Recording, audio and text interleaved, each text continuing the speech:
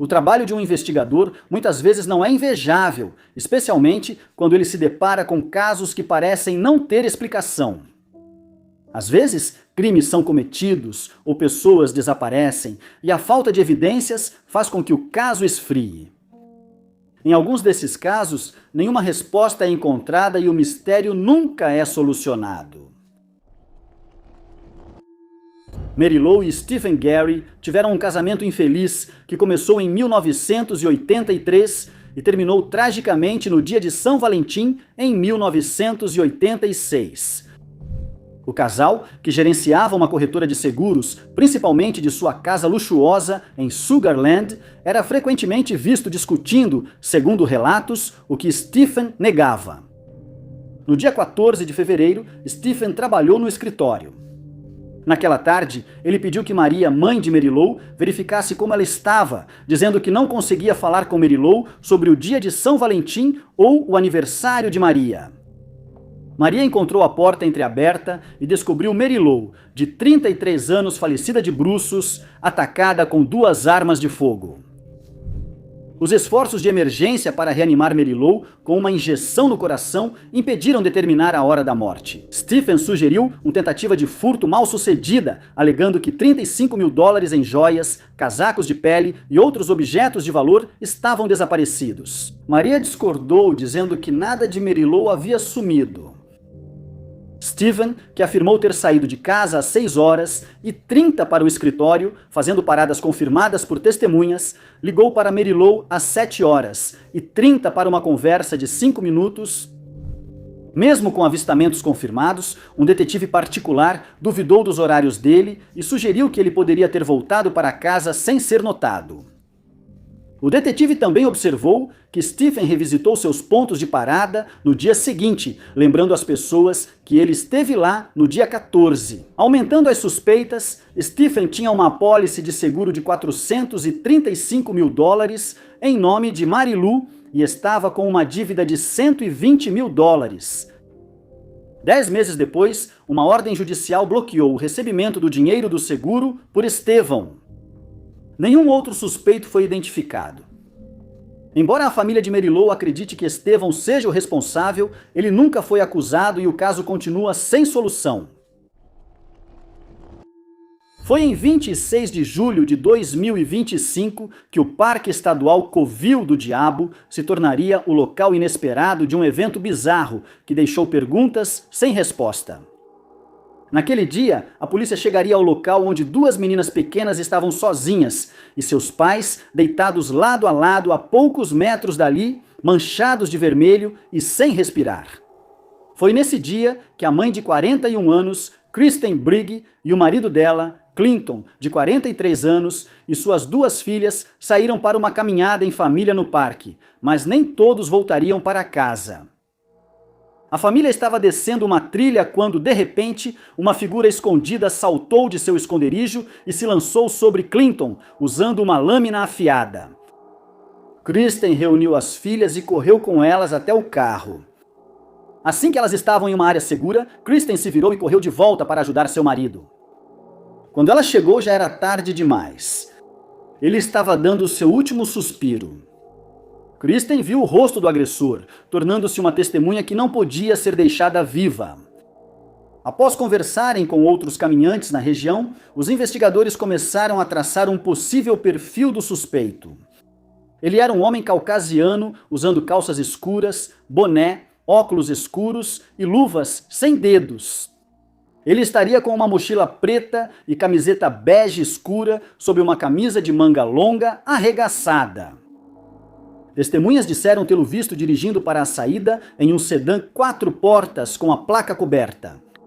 Acredita-se que o carro era um Mazda, que foi visto seguindo pela rodovia estadual 170 ou 220 perto do parque, em uma área arborizada.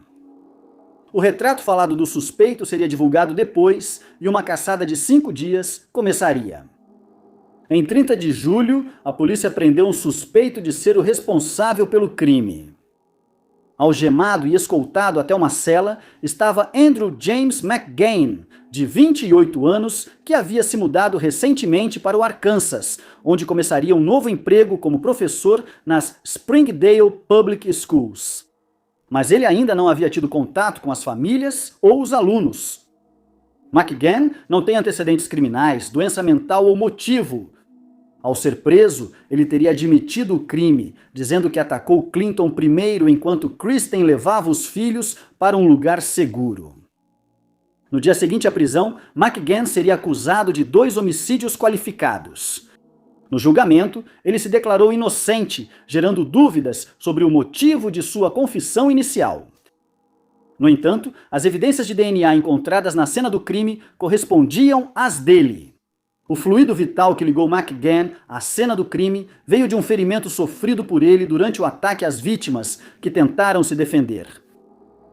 Embora eles tivessem seu suspeito, o mistério estava longe de acabar. O que os investigadores não conseguiram entender é por que McGann, sem motivo, sem ligação com as vítimas e sem histórico criminal, cometeria um ataque tão ousado e intenso. A polícia não encontrou indícios de que ele planejava o crime, descartando premeditação. Ele também não fez nenhum esforço para esconder sua identidade e foi visto por várias testemunhas que poderiam identificá-lo, além das câmeras de vigilância. Durante a audiência de acusação, McGann mal falou e demonstrou muito pouca emoção durante todo o tempo.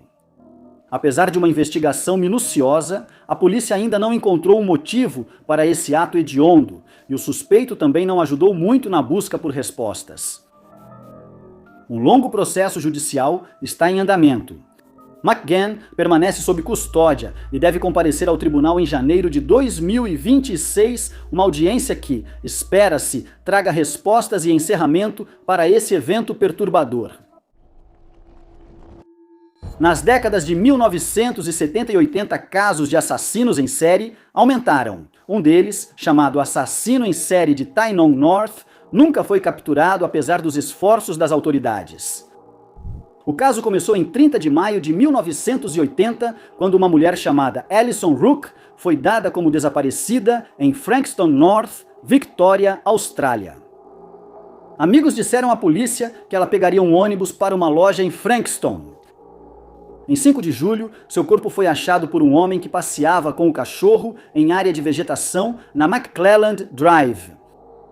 Por volta das 14 horas do dia 6 de dezembro de 1980, 3 homens, despejando entulho em uma antiga pedreira de areia na Brill Road, em Tynon North, Victoria, fizeram uma descoberta surpreendente. Um dos homens notou algo estranho na vegetação e, ao investigar, ficou horrorizado ao descobrir que se tratava de restos humanos.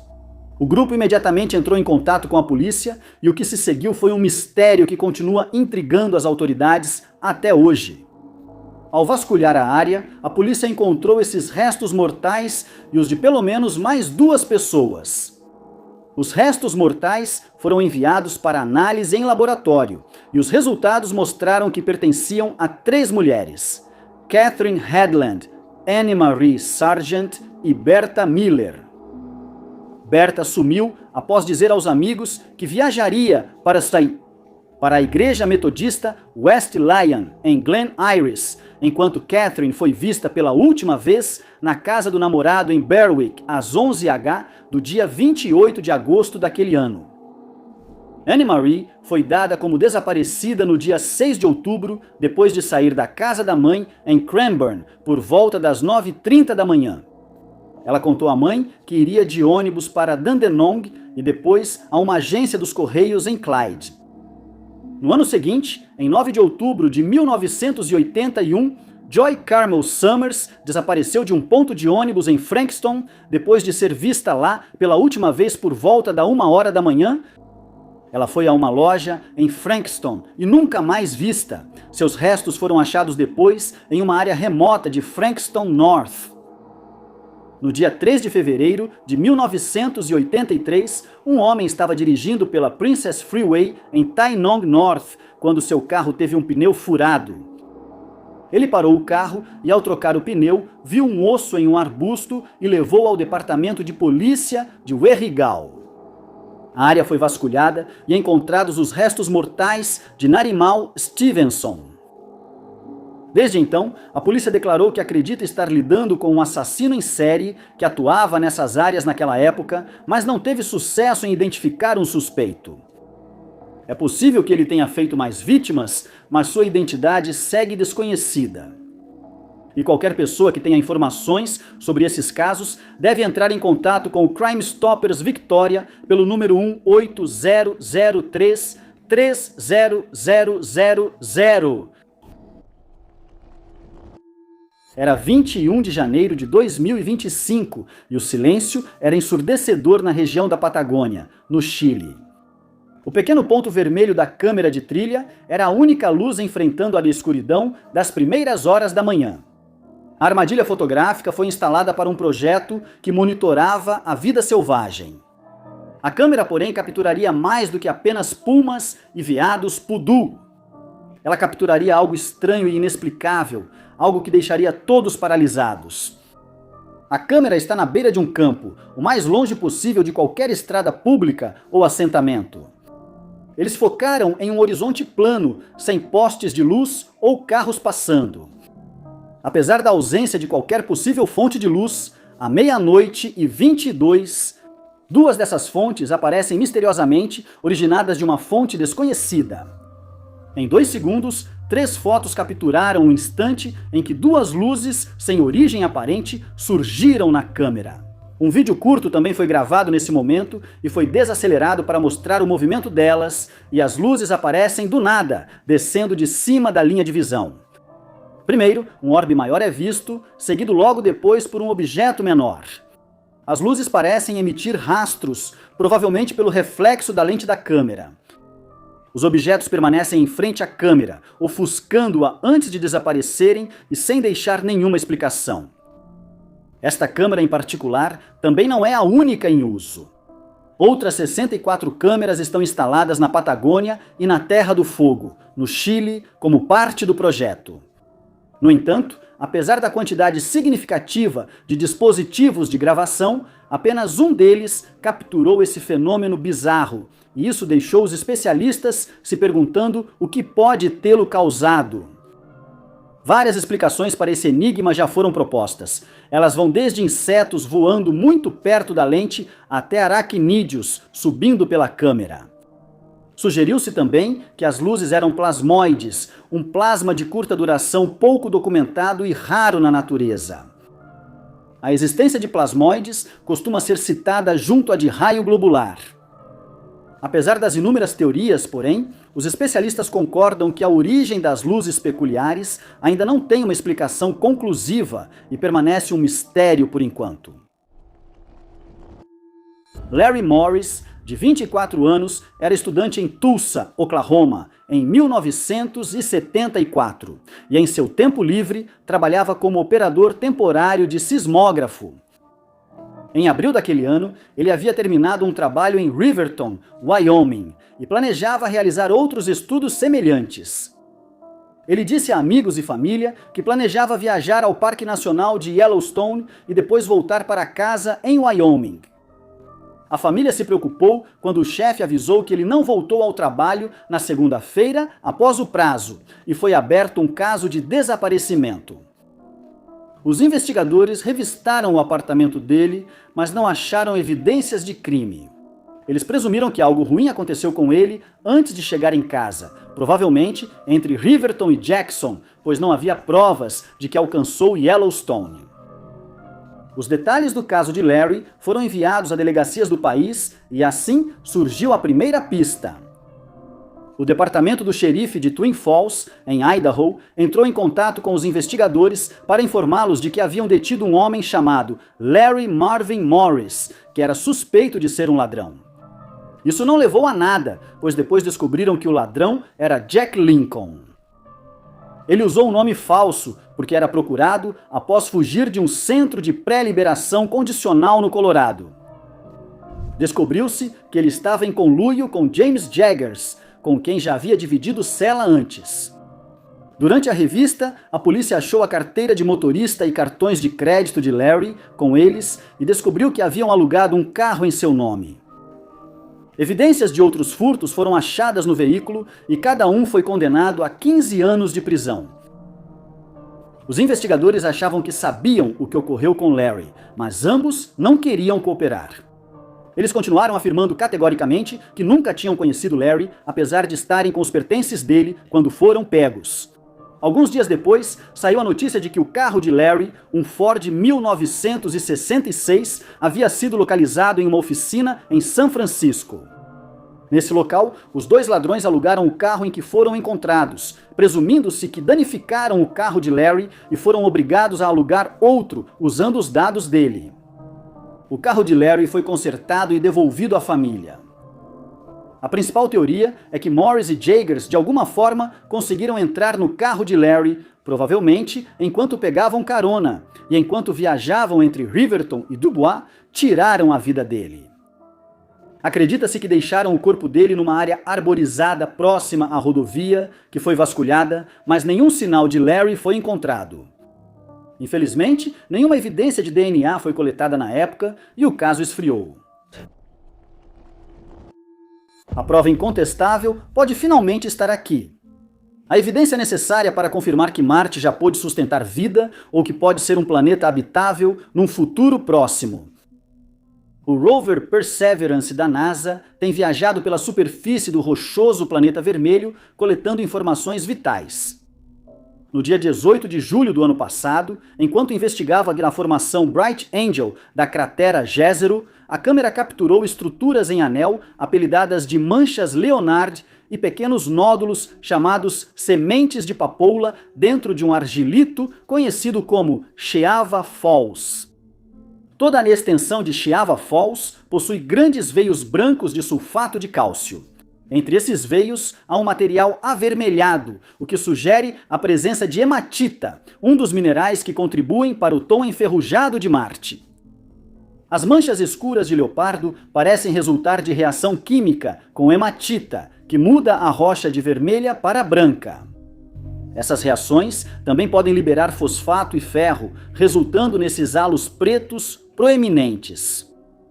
Cientistas sugerem que essas reações podem fornecer energia a micro-organismos. Dominando o espaço junto com as manchas de Leopardo estão outros dois minerais, vivianita e gregita. A vivianita fica preta após a exposição à luz e a oxidação do ferro ferroso para ferro férrico. Esse mineral é achado em matéria em decomposição. Gregita é um mineral de sulfeto de ferro presente em algumas bactérias magnetotáticas. Ela é fundamental no ambiente antigo por sua sensibilidade ao enxofre. A presença desses dois minerais torna a ideia de que a vida microbiana poderia se sustentar em Marte um pouco mais provável e pode até sugerir que o planeta árido já foi vibrante com vegetação exuberante. Os instrumentos Pixel e Sherlock mapearam essas texturas, assim como a composição química presente nas rochas argilosas, tendo coletado amostras dos locais de Sheava Falls. Uma dessas amostras, Sapphire Canyon, foi nomeada e agora é considerada a candidata mais promissora para vestígios de vida passada em Marte. Dito isso, toda pista plausível sempre tem uma explicação alternativa. O mistério sobre se a vida pode ou não ser sustentada em Marte se aprofunda com a presença de reações hidrotermais. Os cientistas descobriram que essas reações, gradientes redox e caminhos geoquímicos podem todos imitar bioassinaturas. A questão é, as manchas de Leopardo indicam um Marte habitável ou são apenas um falso indício? Não se sabe muito sobre a vida do capitão James William Boyd, que serviu no Exército Confederado, especificamente na 6ª Infantaria do Tennessee durante a Guerra Civil Americana, mas ele é o tema de uma teoria da conspiração absurda. Sabe-se que Boyd virou prisioneiro de guerra ao ser descoberto como espião do Sul e durante o cárcere recebeu certo tratamento preferencial. Ele fez aliados entre alguns guardas da prisão, fornecendo-lhes informações sobre planos de fuga.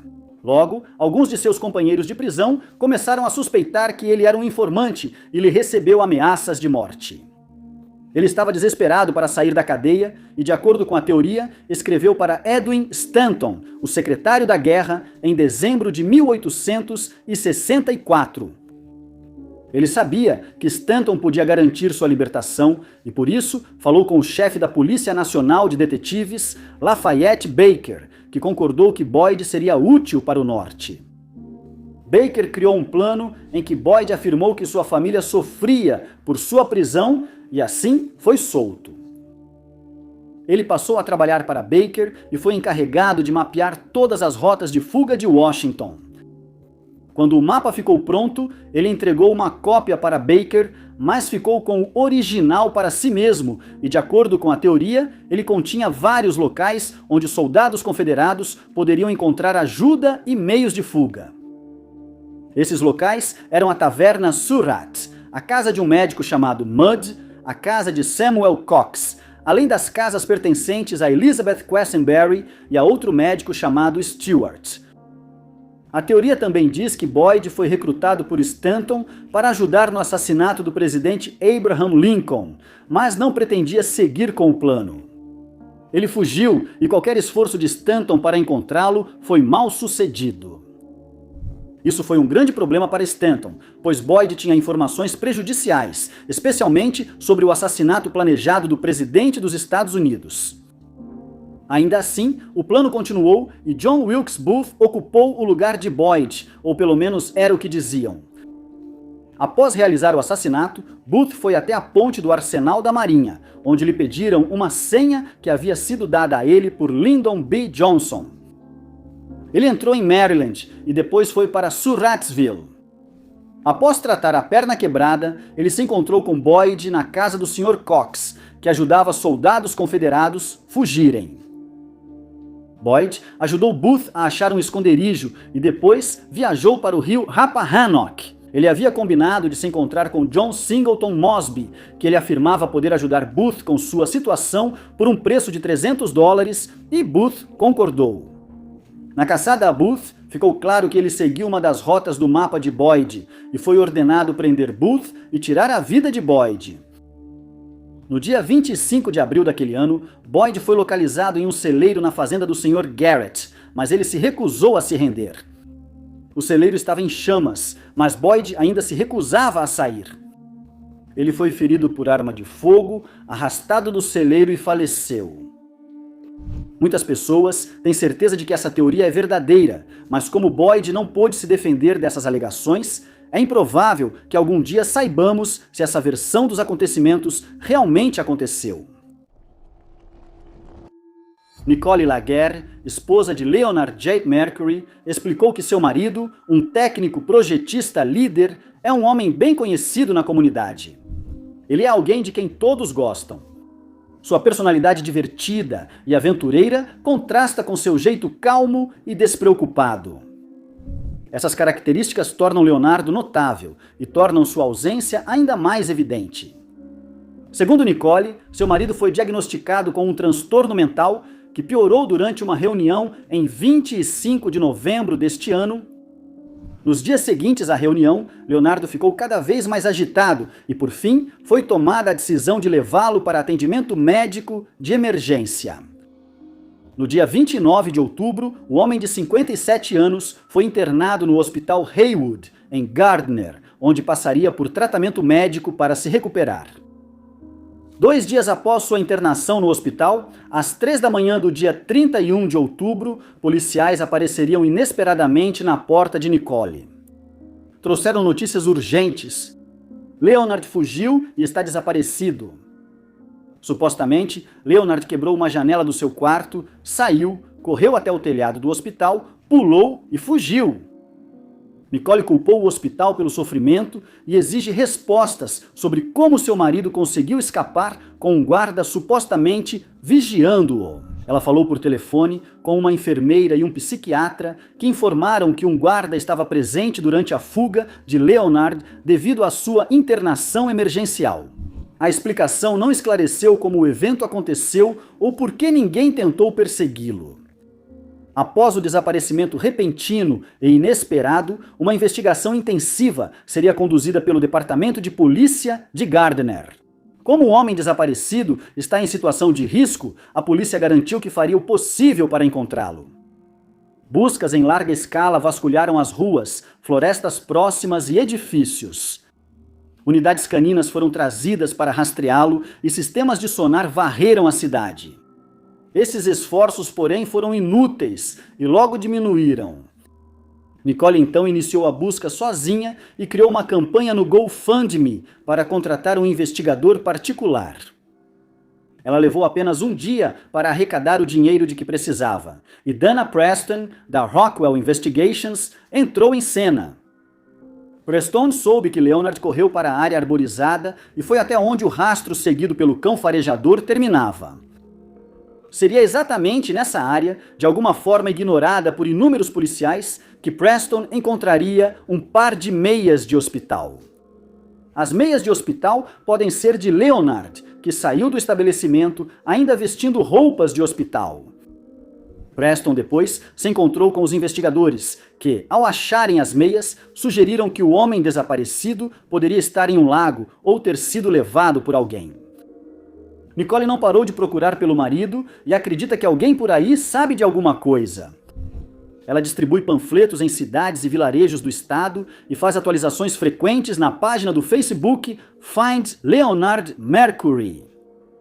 Preston segue envolvido no caso e realizou buscas em campo.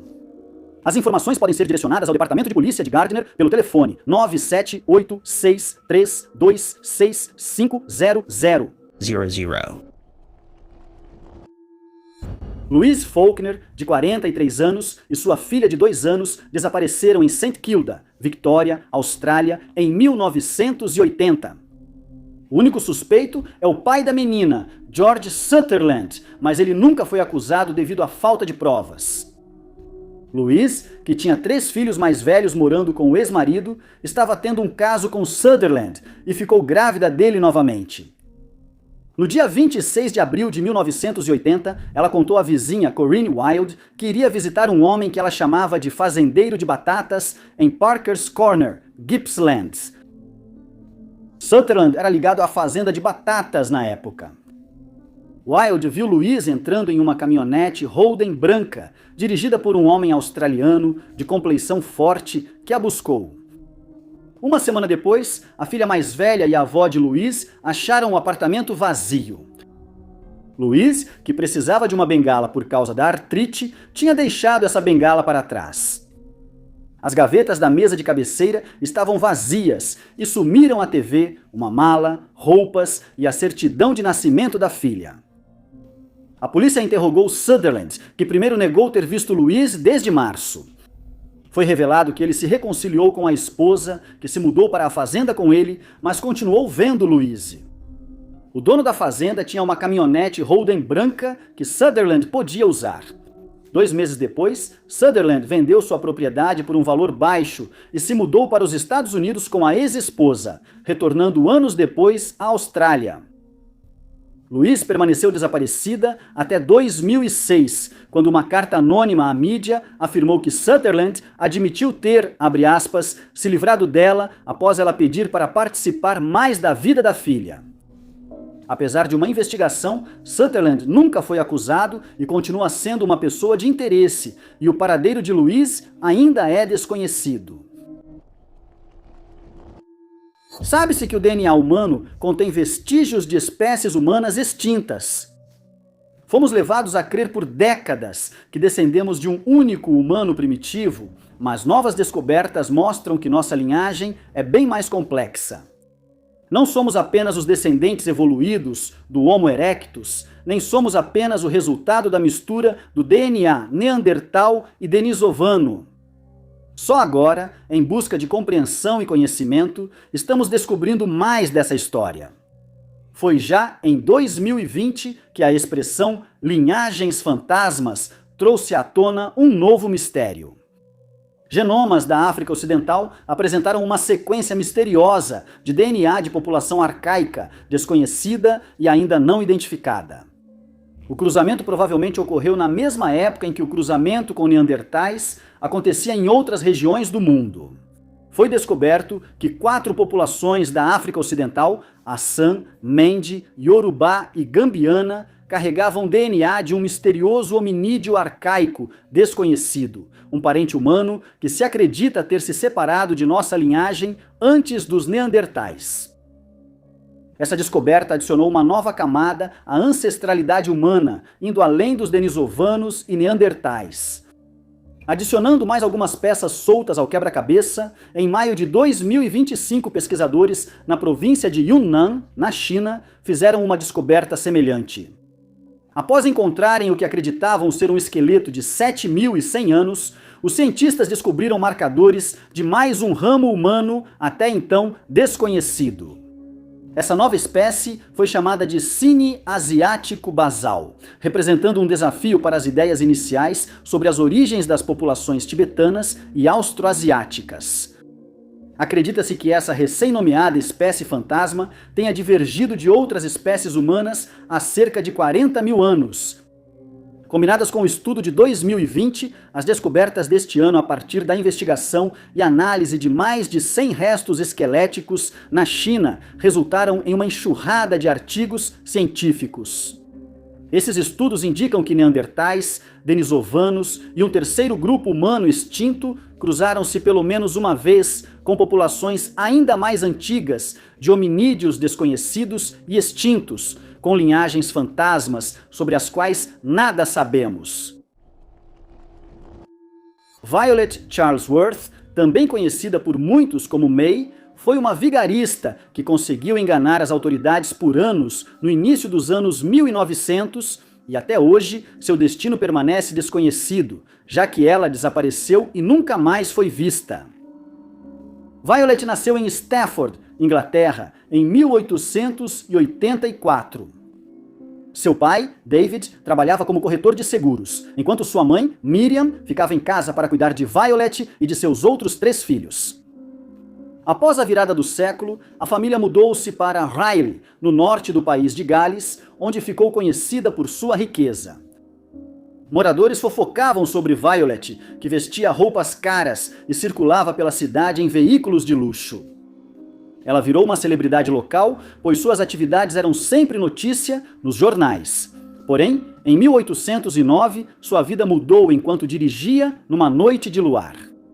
Em maio daquele ano, ela desviou de um carro vindo em sua direção e colidiu com uma carroça de cabras. Ela então se envolveu em outro acidente em 1900 e 9 poucos dias antes de completar 25 anos, ela, a irmã e o motorista viajavam pela costa norte do país de Gales quando o carro bateu em um muro. A infeliz Violet, que estava dirigindo, foi arremessada pelo para-brisa do carro e caiu nas pedras abaixo. Ela foi arrastada pelas ondas para o mar e nunca encontrada.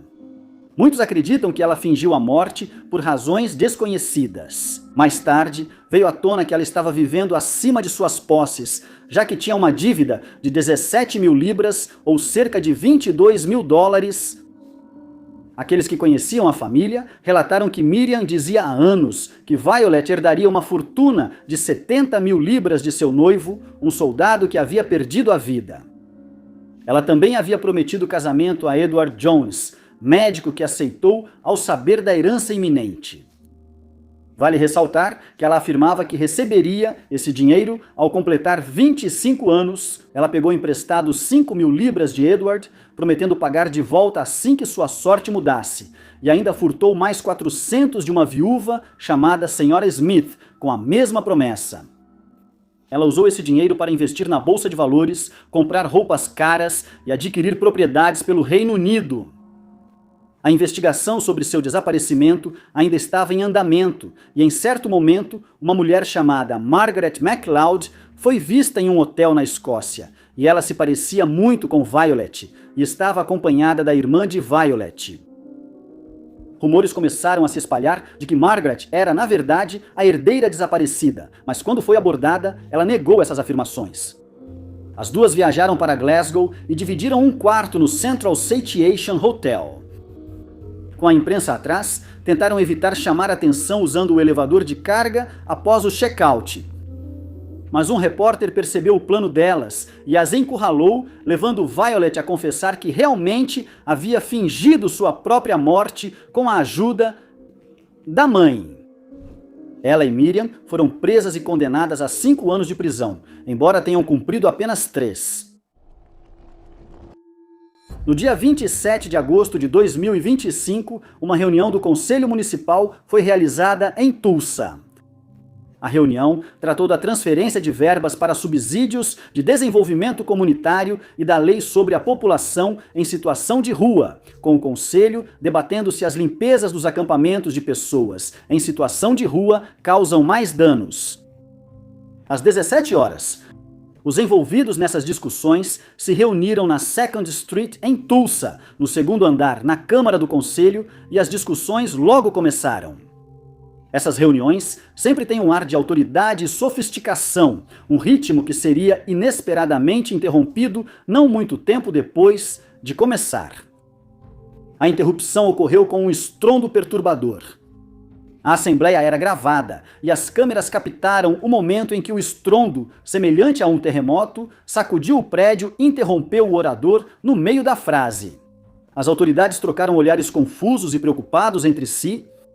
De olhos arregalados, eles procuraram pela sala a origem da explosão que sacudiu as janelas. Misteriosamente, minutos depois, um segundo estrondo ecoou no prédio e ele tremeu tão violentamente quanto o primeiro. O vereador Anthony Archie relembrou o evento bizarro, explicando como o estrondo sem origem aparente sacudiu o prédio e causou medo em quem estava lá dentro. Após o segundo incidente, oficiais e autoridades deixaram o prédio rapidamente, esperando descobrir a origem dos estrondos. De forma assustadora, não havia nenhum sinal do lado de fora do prédio que pudesse ser responsável por isso. Alguns compararam o evento a um terremoto, mas não foi registrada atividade sísmica na região naquele momento. Parece também que não havia explicação meteorológica para o rugido monstruoso que abalou os vereadores. Então, se não foi um terremoto ou qualquer outro fenômeno climático, o que foi? Essa pergunta segue sem resposta meses depois, mesmo após minuciosa investigação. A falta de respostas está causando uma tensão compreensível dentro da comunidade. Nos perguntamos qual das teorias sinistras pode ser a correta. A maioria das pessoas descartaria instantaneamente rumores sobre objetos amaldiçoados como mera superstição ou fantasia.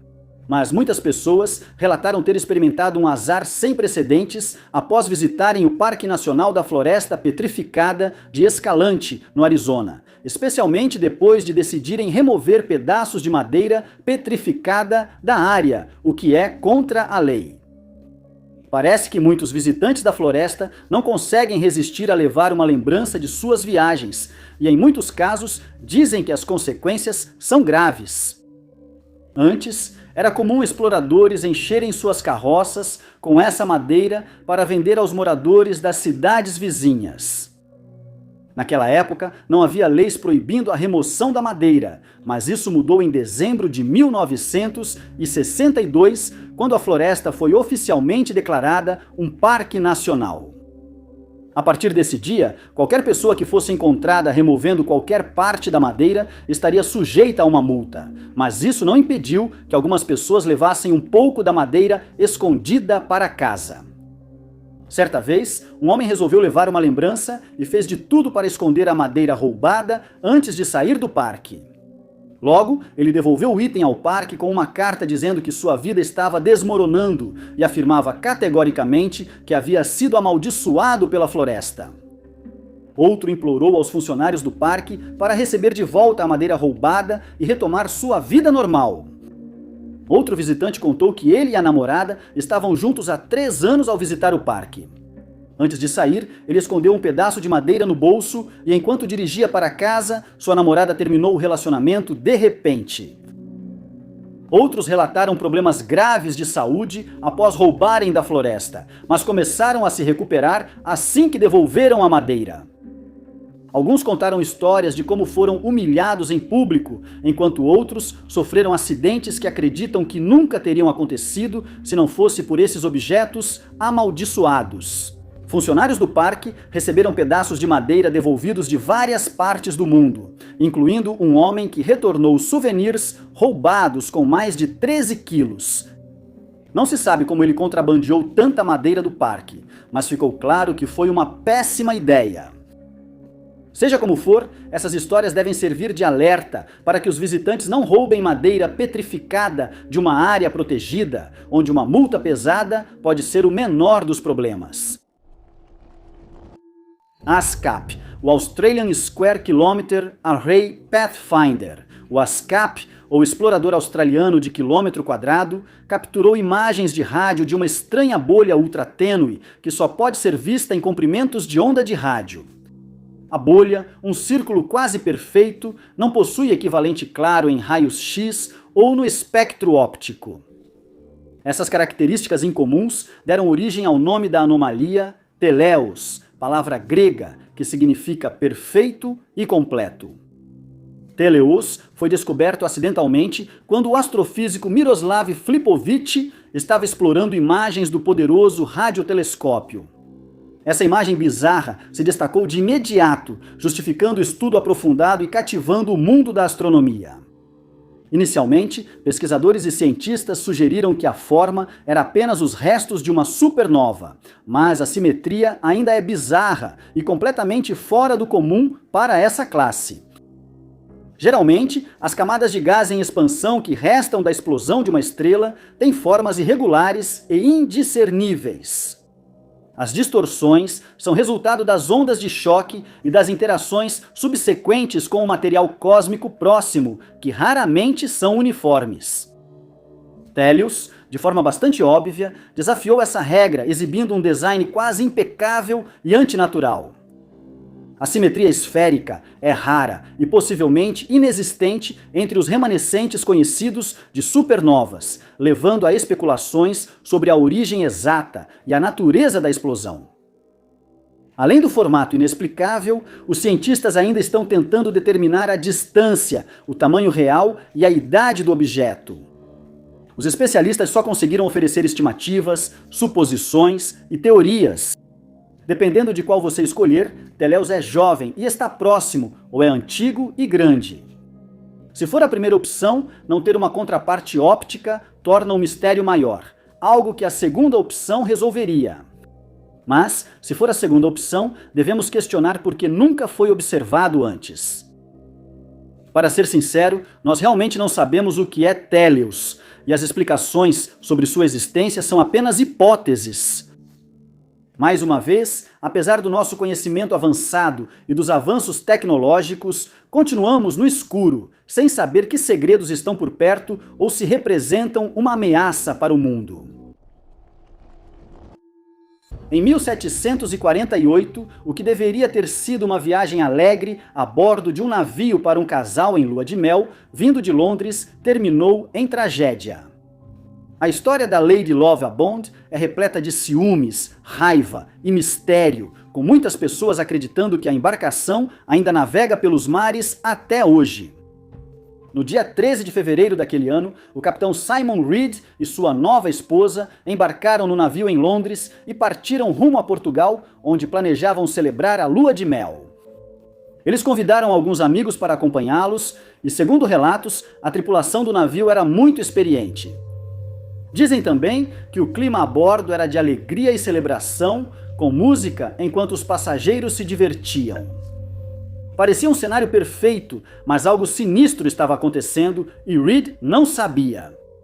Seu imediato, John Rivers, tinha sentimentos não correspondidos pela esposa de Reed e não aceitava ter sido rejeitado.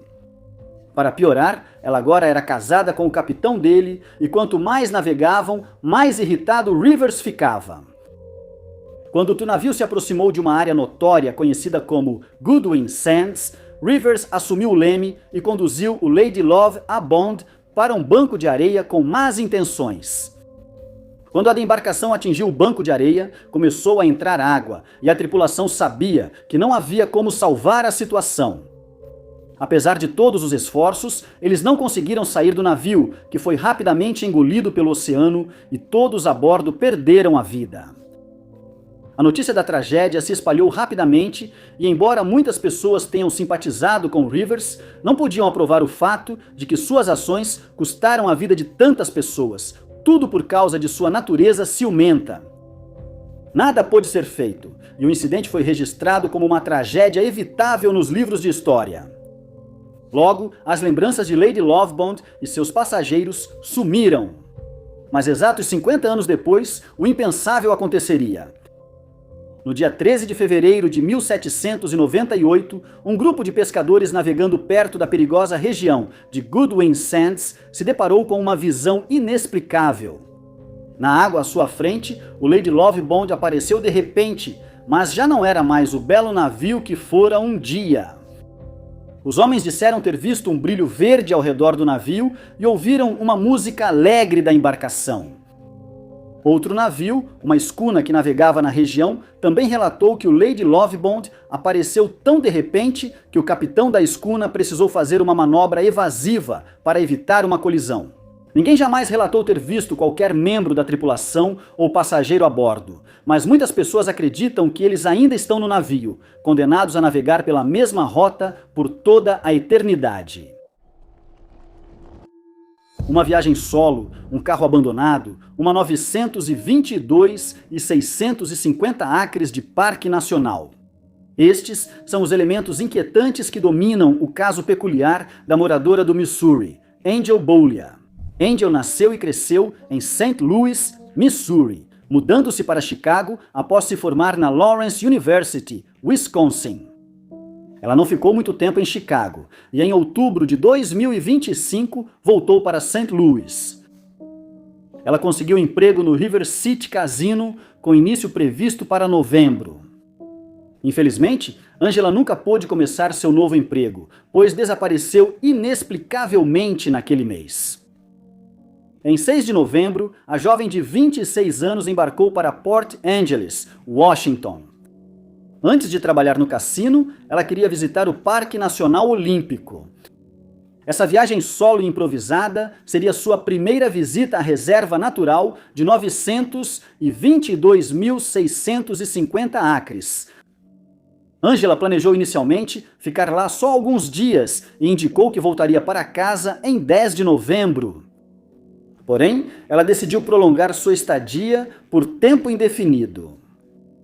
11 dias depois de deixar o conforto de St. Louis, Angela seria vista pela última vez fazendo compras em Port Angeles, onde foi flagrada sozinha nas imagens de vigilância. Ela pode ser vista no vídeo supostamente comprando $800 em equipamentos de camping no Walmart, indicando que a estadia no Parque Nacional Olímpico foi muito mais longa do que qualquer um poderia ter imaginado. Um dia, após essa compra, ela enviaria para a mãe uma foto sua, sorrindo, e avisaria que estava bem. Seria a última vez que alguém ouviria notícias de Angela. O dia de ação de graças passou e a jovem não procurou a família. Eles logo perceberam que algo estava errado. Dias se passaram enquanto a mãe de Angela tentava não entrar em pânico. No dia 27 de novembro, ela acabou tendo que fazer a telefonema doloroso para o Departamento de Polícia de Port Angeles. A investigação posterior trouxe as últimas imagens de vigilância mostrando que Angela permaneceria mais tempo no parque. Foi constatado que o telefone dela foi usado pela última vez no dia 18 e não houve mais atividade em suas redes sociais. Na época, a mulher desaparecida estava alugando um veículo, um Ford Bronco Sport modelo 2025. O carro só seria encontrado no final do mês, abandonado no início da trilha Solduc, no parque. Foi feita uma busca minuciosa no veículo, revelando várias descobertas perturbadoras. Investigadores acharam o equipamento de acampamento comprado pela jovem, mostrando que ela nem chegou a desempacotar. Havia também 3 sanduíches do Subway intactos, que foram comprados em um Walmart de Washington. Então, houve uma descoberta totalmente fora do lugar. Era uma lista de verificação de um funcionário da manutenção do Parque Olímpico e itens de piscina deixados no porta-malas do carro alugado de Angelo. A mãe dela seria avisada que o dono dos itens, funcionário de manutenção, foi interrogado. mas a polícia não revelou que informações surgiram na entrevista. O funcionário não identificado não é suspeito e Angel segue desaparecida misteriosamente, sem deixar rastros. Qualquer informação sobre o paradeiro de Angela Bolia pode ser direcionada para a linha de denúncias do Parque Nacional Olímpico no número 88865300009. Quando a polícia é chamada a um local após reclamações de mau cheiro, não é um bom sinal. E foi exatamente isso que aconteceu em Flagstaff, Arizona, em 1916, dando origem a um mistério que permanece sem solução até hoje. Na época, May Prescott era uma cafetina bem conhecida na região. Seu negócio era administrado em suas pensões, e ela era conhecida pela rigidez e intolerância a mau comportamento dos clientes. No entanto, as pensões não eram as únicas propriedades que May possuía na região. Ela era uma empresária de sucesso, fez muitos amigos em Flagstaff e, segundo fontes, era muito querida por todos. Alguém na comunidade parecia ter outra opinião sobre May. O caso dela começou em 30 de agosto de 1916, quando seus vizinhos perceberam que não a viam há vários dias, o que era muito incomum. Eles foram até a casa dela para ver como estava, mas ao se aproximarem, sentiram um cheiro forte vindo da cabana de May e Fred. Com medo do que poderiam encontrar, chamaram a polícia. A situação parecia grave e a chegada da polícia confirmou seus piores temores. Ao entrarem na cabana, encontraram o casal morto, deixando claro que haviam falecido dias antes. May e Fred foram atacados com lâmina e arma de fogo e o agressor tentou eliminar provas incendiando os restos mortais. A cama onde foram encontrados e as partes superiores dos restos estavam carbonizadas, mas o fogo não se espalhou e ou se apagou sozinho ou foi apagado pelo agressor por razões desconhecidas. Líquido foi achado em várias partes do barraco, como chão e cama. Alguns achavam que era um acelerante usado pelo agressor para incendiar o barraco, mas isso nunca foi confirmado. O juiz Harrington, legista da cidade, disse depois que ao ver os corpos pela primeira vez, o casal estava abraçado e Fred segurava uma arma, o que parecia estranho pelas posições em que foram achados. Ao revistarem o barraco, a polícia achou uma navalha com material biológico e do lado de fora, outra bem mais antiga e enferrujada, provavelmente sem relação com o crime.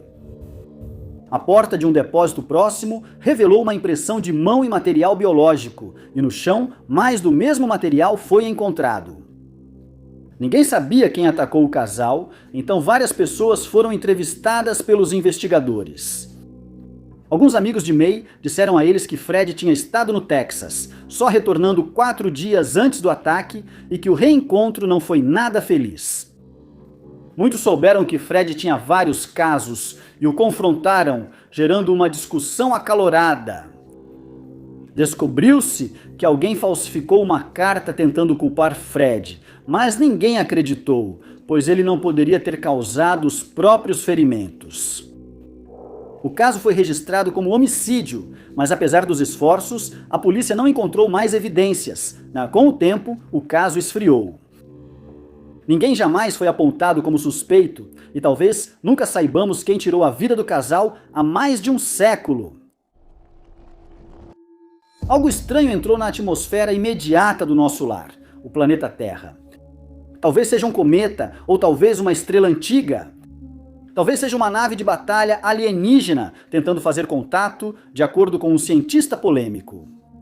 Sem uma resposta plausível até agora, tudo o que sabemos é que 3EIA Atlas está longe de ser algo comum. Foi no dia 1º de julho de 2025 que o telescópio financiado pela NASA, conhecido como Atlas, avistou o estranho objeto interestelar, sendo o 3º registro confirmado na história. Desde sua descoberta, 3 Atlas foi observado várias vezes, inclusive pelo telescópio espacial James Webb, que o registrou com seu espectrógrafo de infravermelho próximo. A espaçonave Psyche também rastreou o suposto cometa, fazendo 4 observações ao longo de um período de 8 horas. A missão Punch também capturou imagens do objeto celeste e conseguiu produzir imagens discerníveis de uma cauda incomumente curta para um cometa. No entanto, a cauda não é o único aspecto incomum desse objeto. Várias anomalias surgiram nos últimos meses, deixando os cientistas perplexos. Foi observado que a trajetória de Atlas em 2026 o levará incrivelmente perto da esfera de Rio de Júpiter, que fica a 53,5 milhões de quilômetros, um grande limite gravitacional do planeta, dominando a força gravitacional do Sol. Esse alinhamento estranho é visto como coincidência e gerou especulações de que o objeto pode estar navegando intencionalmente para a área por um motivo desconhecido. Atlas apresentou mudanças peculiares de cor observadas por imagens de sonar. Essa entidade celestial também é incomumente grande para um objeto interestelar, estimada em bilhões de toneladas de massa, tornando-a mais pesada do que um Oumuamua e 2 I Borisov. De acordo com astrônomos controversos e crentes em extraterrestres, a observação desafia a expectativa de que visitantes do espaço possam não ser tão pequenos quanto pensávamos. Somando-se às peculiaridades de Atlas está sua polarização negativa extrema, que é altamente incomum para um cometa e não foi observada em outros objetos do Sistema Solar. E, de forma bizarra, o objeto também não parece exibir a tradicional cauda de poeira, levando a debates sobre sua origem e natureza, sugerindo que ele é muito mais rochoso do que se pensava inicialmente ou possivelmente tecnológico, como alguns acreditam.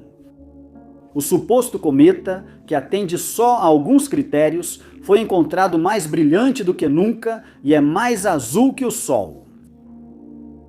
Ele exibe supostos jatos voltados para o Sol e antissolares, sugerindo uma grande área de superfície.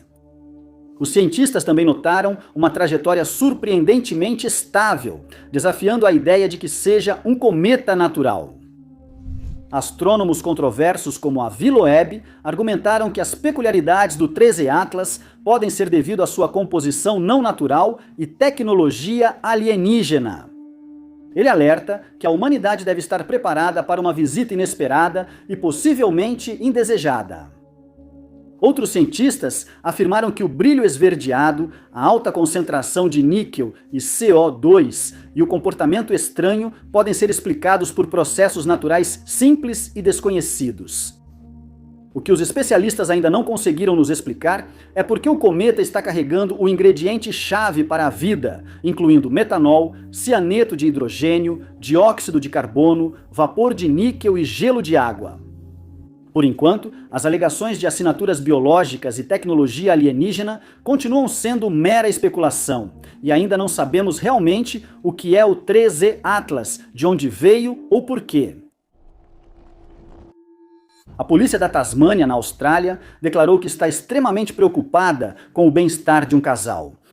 Gregory Vaughan, de 72 anos, e sua parceira, Kim Warner, de 66 anos, desapareceram após embarcarem em um voo em um pequeno avião. O caso começou em 2 de agosto de 2025, quando Gregory, Kim e sua cachorra Molly embarcaram em um avião verde de 2 lugares, modelo Bristol SLSA, no aeroporto de Georgetown e seguiram em direção ao centro de Nova Gales do Sul. Eles deveriam pousar em Victoria no caminho para reabastecer o avião, mas nunca chegaram lá. Quando um membro da família percebeu que eles estavam muito atrasados, ficou preocupado e começou a procurar ajuda para localizá-los. Gregory não era novo em pilotar aviões pequenos, pois já fazia isso há muito tempo e ele saberia quais procedimentos seguir. Ao notar que não ouviu a transmissão de decolagem do aeroporto de Georgetown, um amigo do casal presumiu que houve algum atraso. Ele foi ao aeródromo, esperando ver Gregory e Kim ao lado do avião. Mas quando chegou, ele ficou surpreso ao perceber que o avião não estava mais lá e que o casal já havia decolado. O presidente da Associação dos Aeroportos, David Brewster, trabalhava em um hangar próximo quando o amigo se aproximou e expressou suas preocupações. Ele contou a Davi que estava preocupado por não ouvir o chamado de partida e porque o casal não fez contato pelo rádio após a decolagem. Isso imediatamente acendeu o sinal de alerta, já que Greg era conhecido por se comunicar constantemente pelo rádio quando estava pilotando um avião. Ele costumava usar o rádio em excesso, tornando seu silêncio ainda mais preocupante. O primeiro passo foi entrar em contato com a Air Services Australia, de quem os dois homens perguntaram se tinham notícias de Gregory ou Kim, mas receberam poucas respostas. Uma troca de turno ocorrera no centro de Melbourne. Então, para saber se o casal fez contato, precisariam revisar todas as fitas das conversas de rádio do dia, mas não fariam isso sem confirmação de emergência. O centro orientou que verificassem se o avião chegou ao destino e, se não, avisassem autoridades e equipes de busca e resgate. Sem querer esperar, a dupla decolou e começou a buscar por conta própria. Eles voaram do aeroporto de Georgetown até a costa, procurando o avião verde no solo, mas sem sucesso. Eles acham que o rádio do avião pode ter falhado e Gregory não sabia que suas transmissões não eram recebidas. Curiosamente, o avião não apareceu nos radares, deixando claro que algo deu muito errado. Eles voltaram ao aeroporto e avisaram as autoridades que iniciaram a busca. Helicóptero da polícia fez buscas aéreas para tentar localizar o avião. A área de busca incluiu as ilhas Flinders, Cape Barron e Chapel, mas mais de 4 meses depois, nenhum sinal de Gregory, Kim ou Molly foi encontrado. Sem nenhum sinal do avião ou de destroços de um acidente, a busca acabou sendo encerrada sem que nenhuma resposta fosse encontrada. A polícia afirmou não ter encontrado indícios de circunstâncias suspeitas e que a investigação segue em andamento. Ele avisou a família que voltava do trabalho, mas após 3 meses ainda não chegou em casa. Joel Dino Valdez, um veterano dos fuzileiros navais, estava trabalhando como eletricista de linha para uma empresa conhecida como American Power. Esse trabalho, localizado a 6 horas de sua casa em Coyote, Novo México, permitia que ele sustentasse sua esposa e 3 filhos pequenos. Joel fazia regularmente a longa viagem de Silver City até Coyote, sempre conseguindo chegar em casa. Mas o dia 18 de setembro de 2025 foi diferente. Algo estranho acontecia naquele dia e o mistério viria em seguida. Às 14h30, o homem de 36 anos enviou uma mensagem para a esposa, como sempre fazia ao sair do trabalho. Ele avisou a esposa que estava saindo de Silver City e a caminho de casa. Horas se passaram sem novas notícias de Joel e no dia seguinte, quando ele ainda não havia chegado, a família ficou compreensivelmente preocupada. Antes de registrá-lo como desaparecido, a esposa e a família de Joel tentaram contatá-lo várias vezes. Essas tentativas sempre falharam. Uma investigação independente revelou que o cartão de crédito do homem desaparecido foi usado em Santa Fé por volta das 17h40, no dia em que ele deu notícias pela última vez. Extratos bancários revelaram uma cobrança por combustível no Allsops, localizado na Serious Road. Também havia um saque em dinheiro de um caixa eletrônico Wells Fargo, próximo na conta. De acordo com a família, essas 2 transações não eram particularmente fora do comum, mas a falta de comunicação, sem dúvida, era. Mais um dia se passaria com cobranças extras no cartão, agora gerando preocupação. Desta vez, foi uma grande compra de combustível, suficiente para encher vários veículos, não apenas a Chevrolet Silverado 2500 de 2015 do Joel. Após essas cobranças, a esposa do homem desaparecido cancelou o cartão. No dia 21 de setembro, ela se conformou com a ideia de que seu marido não voltaria para casa e fez aquela dolorosa viagem até a delegacia local para registrar o desaparecimento de Joel Valdez. Um dia, após o desaparecimento se tornar público, uma testemunha relatou uma cena que trouxe esperança. Eles afirmaram ter visto a Silverado em Albuquerque, embora não esteja claro se viram o veículo naquele dia ou nos dias anteriores. A caminhonete de Joel segue desaparecida.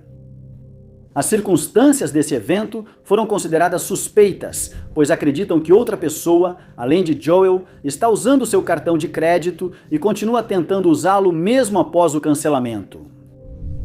A Polícia Estadual do Novo México está investigando o desaparecimento, assim como os 6 usos não autorizados e as tentativas de uso do cartão do homem. Informações sobre o paradeiro dessa pessoa desaparecida podem ser direcionadas à Polícia Estadual do Novo México pelo telefone 505-841-9256. Muito obrigado por assistirem. Se você gostou deste vídeo, não se esqueça de clicar no botão de curtir. Além disso, não se esqueça de se inscrever e clicar no sininho para ficar por dentro de todos os nossos próximos vídeos. Mas meu nome é Top 5 Unknowns e eu vejo vocês no próximo vídeo.